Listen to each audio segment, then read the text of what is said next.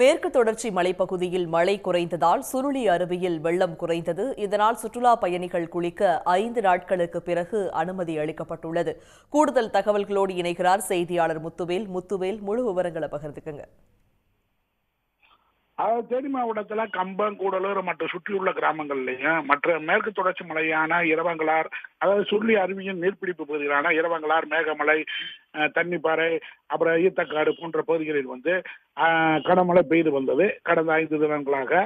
இதன் காரணமாக சுருளி அருவியில் வெள்ளப்பெருக்கு ஏற்பட்டது. வெள்ளப்பெருக்கின் காரணமாக காட்டாற்றில் வெள்ளம் ஏற்பட்டு அருவியில் நீர் கூட்டுவது அதிகரித்தது. இதன் காரணமாக கற்கள் இதெல்லாம் பால்ஸ்ல விழக்கூடிய சூழ்நிலை ஏற்பட்டது. இந்த வெள்ளப்பெருக்கெல்லாம் சுற்றுலா பயணிகள் குளித்தாங்கன்னா விபத்துகள் ஏற்படக்கூடிய சூழ்நிலை ஏற்பட்டதன் காரணமாக கடந்த 19ஆம் தேதி 5 நாட்களுக்கு முன்பு வனத்துறையின் குளிப்பதற்கு, சுருளி அருவியில் குளிப்பதற்கு தடை விதித்தனர். தொடர்ந்து 5 நாட்கள் இந்த பருவம், அதாவது கனமழை பெய்து வந்ததன் காரணமாக அருவியில் குளிப்பதற்கு தடை விதிக்கப்பட்டிருந்தது.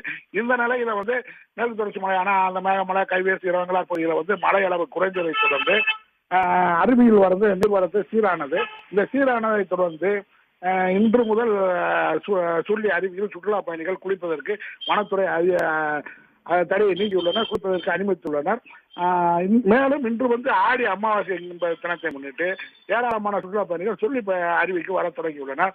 இந்த சுருளி அருவியில் இன்னைக்கு ஆடி அமாவாசையை முன்னிட்டு நீர்வரத்துக்கு 5 நாட்களுக்கு பிறகு குளிப்பதற்கு அனுமதிக்கப்பட்டது. சுற்றுலா பயணிகள் ஆழ்ந்த குளியலிட்டு மகிழ்ந்து வருகின்றனர். 5 நாட்களுக்கு பிறகு சுருளி அருவியில் குளிப்பது சுற்றுலா பயணிகள் மத்தியில் மருந்த மகிழ்ச்சியை ஏற்படுத்தியுள்ளது. விவரங்களை வழங்கியமைக்கு நன்றி முத்துவேல். உடனுக்குடன் செய்திகளை தெரிந்து கொள்ள சன் நியூஸ் பெல் ஐகானை கிளிக் பண்ணுங்க.